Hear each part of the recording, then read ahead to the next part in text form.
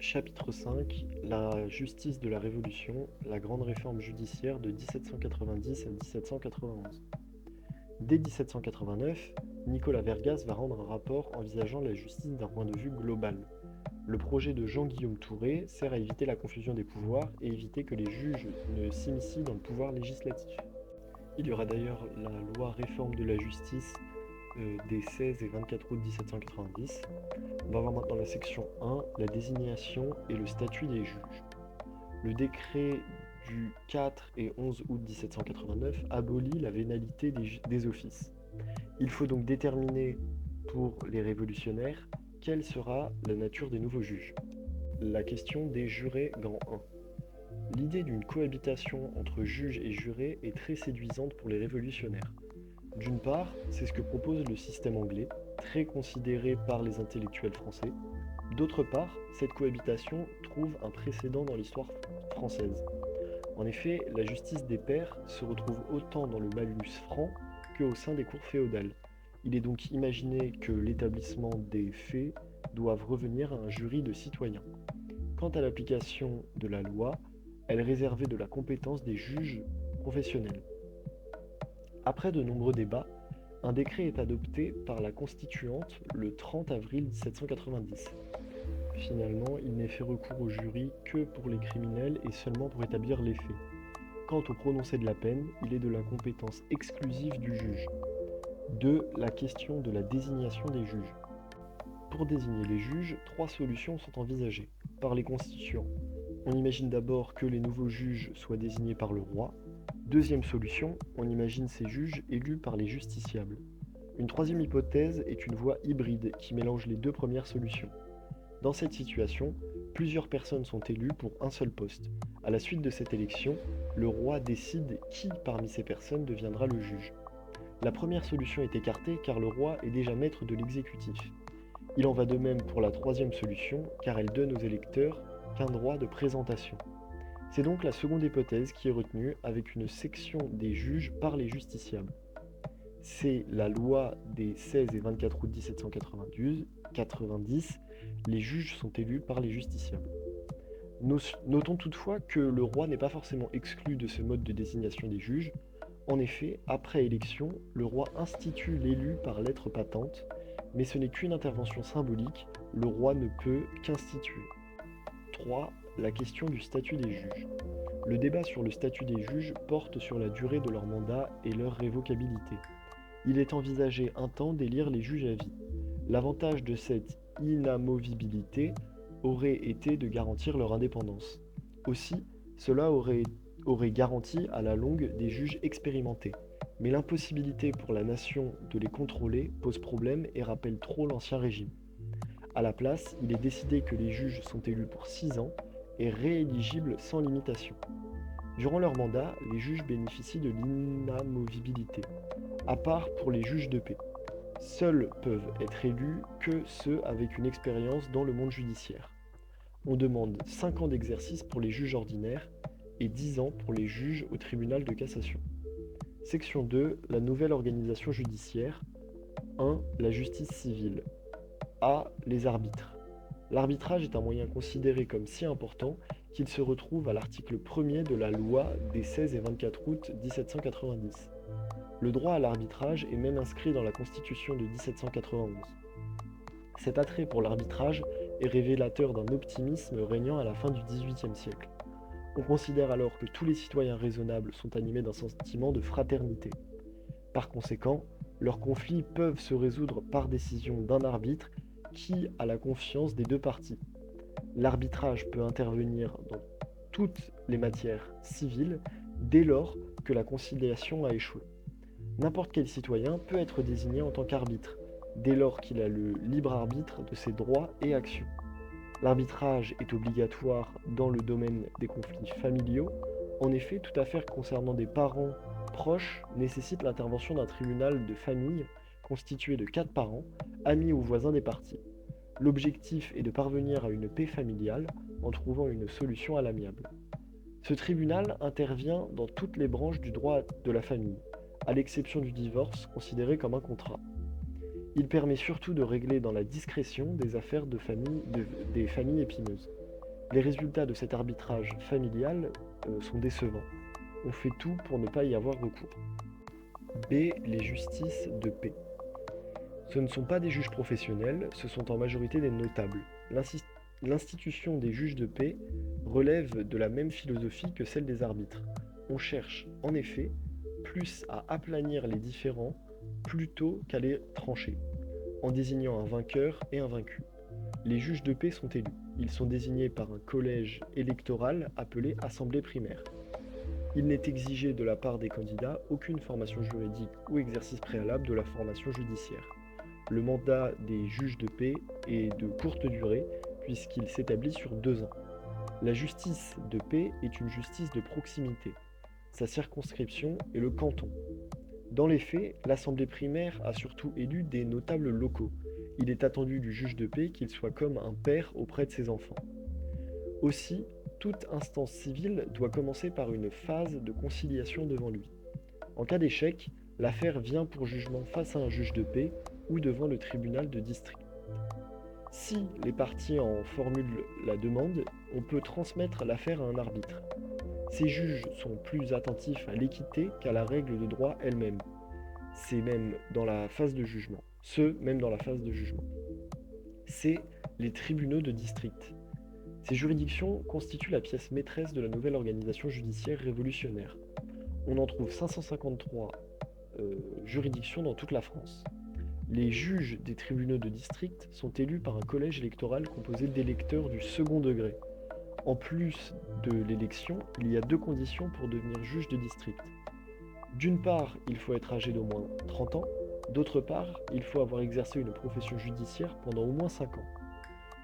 Les tribunaux de district sont composés de 5 juges et d'un commissaire du roi, qui fait office de ministère public.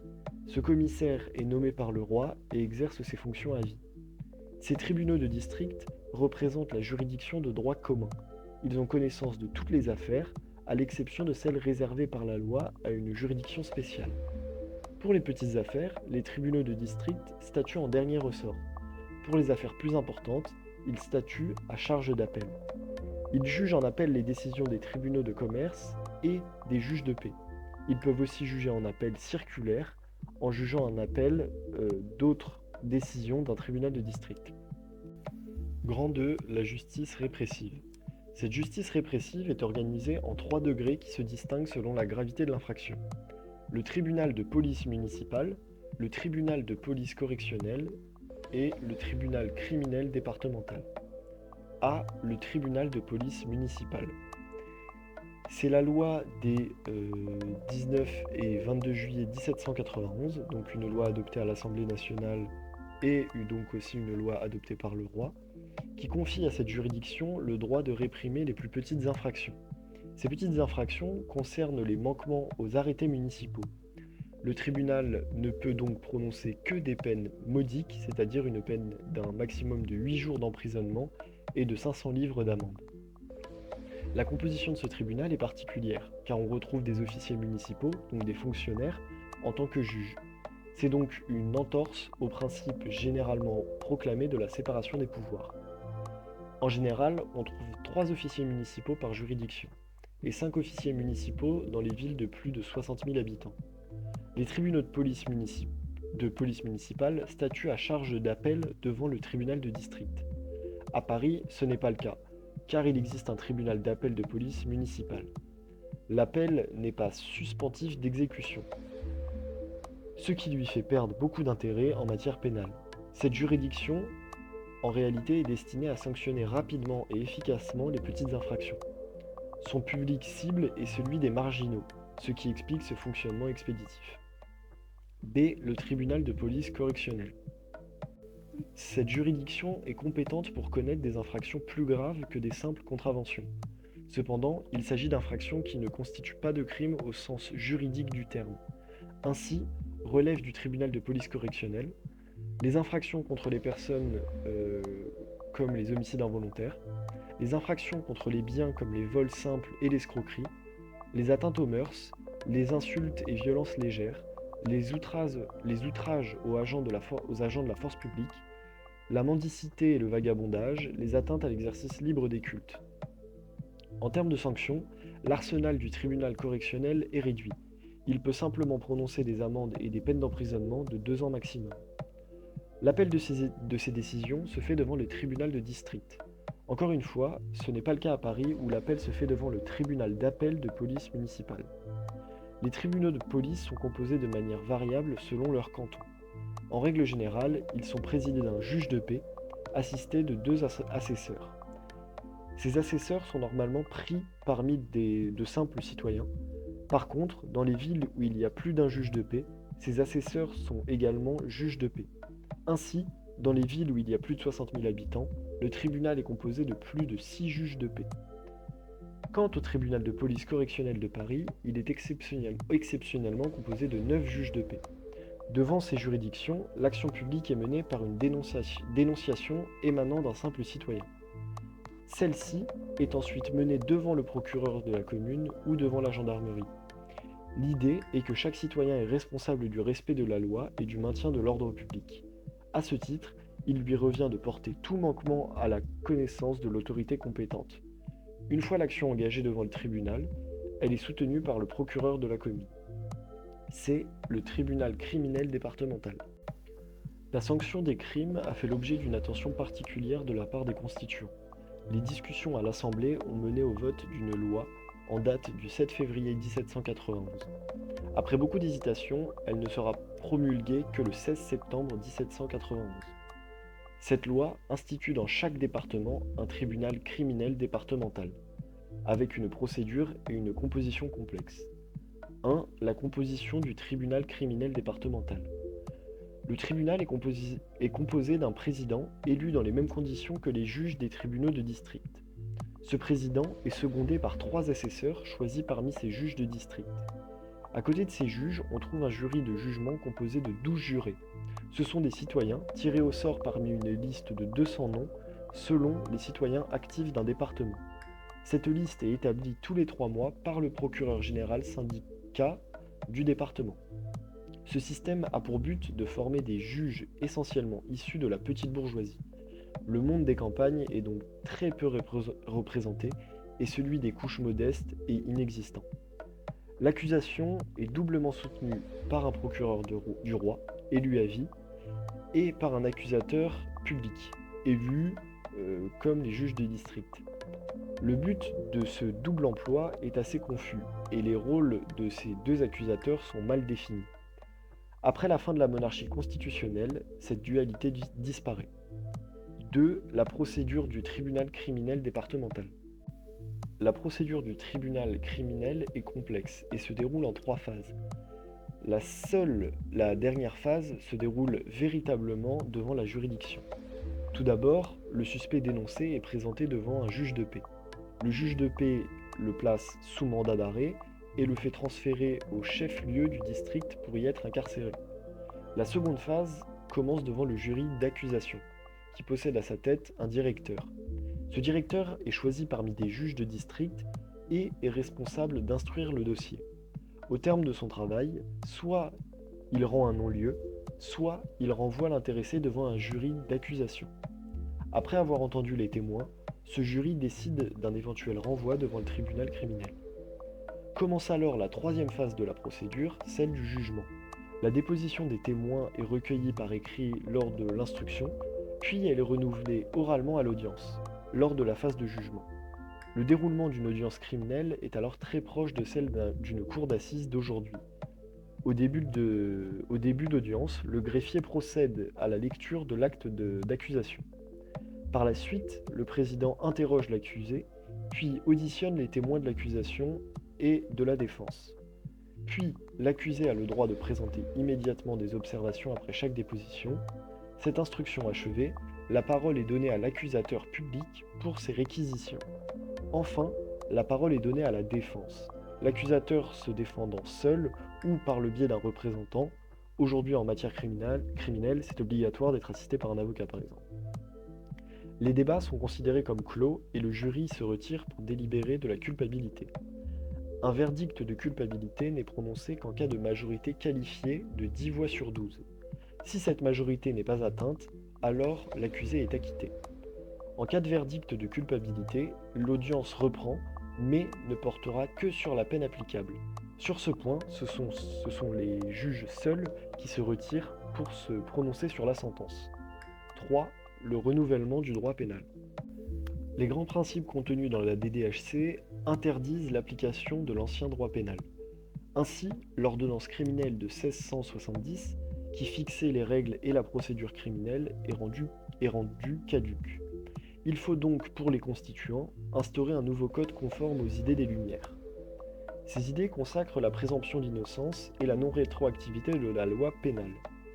Aussi, il est déposé pour principe que la loi n'établit que des peines strictement et évidemment nécessaires. C'est dans ce contexte qu'apparaît la loi des 25 septembre et 6 octobre 1791. Cette loi instaure un nouveau code pénal, le code des délits et des peines. La première conséquence de ce code est de faire disparaître en matière judiciaire l'ensemble des privilèges. La deuxième conséquence est la suppression des crimes imaginaires. Selon les constituants, ce sont des infractions de nature religieuse, genre sortilège, l'hérésie, la lèse-majesté divine, le blasphème. La troisième conséquence est de simplifier considérablement l'arsenal répressif et d'instituer des peines fixes. Les juges ne peuvent donc plus librement puiser dans les peines coutumières pour sanctionner quelqu'un. Désormais, les juges doivent appliquer la peine prévue par la loi sans pouvoir l'adapter. L'idée pour les constituants était de rompre avec le principe de l'arbitraire des peines. Malheureusement, le CIT empêche toute individualisation de la peine pénale. La peine de mort est la peine la plus sévère.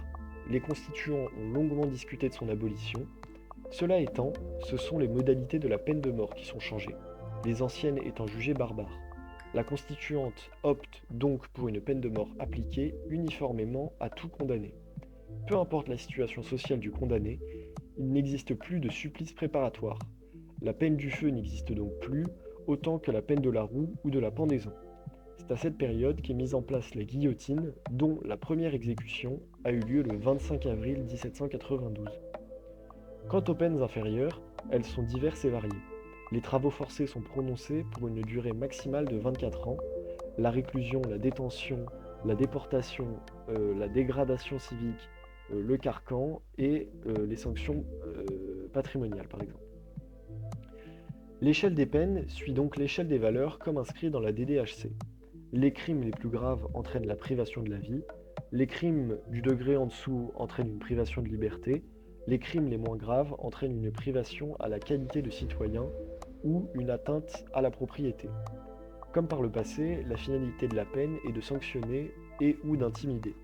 Toutefois, on commence à envisager à ce que la sanction pénale puisse avoir un rôle éducatif. Pour remplir cette triple mission, le prononcé et l'exécution de la peine sont publics en cas de peine de mort. Quant aux peines privatives de liberté, elles s'exécutent au plus proche du lieu de commission de l'infraction. On veut alors édifier des maisons de détention moins inhumaines. On commence dès lors à opérer une distinction entre les maisons d'arrêt et les prisons. Les maisons d'arrêt sont destinées aux personnes détenues préventivement et donc présumées innocentes.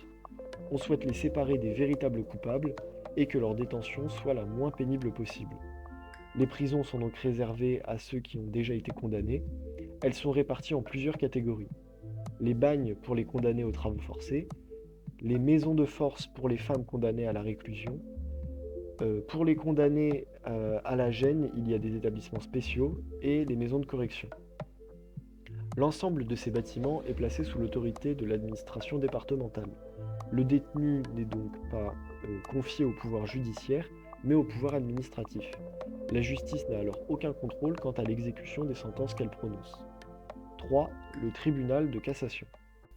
Pour les constituants, la question de créer une juridiction suprême pose débat. Cette réticence s'explique pour 3 raisons. Tout d'abord, on souhaite éviter de ressusciter un Parlement de Paris avec des prétentions législatives. Ensuite, on ne veut pas non plus recréer le Conseil privé du roi.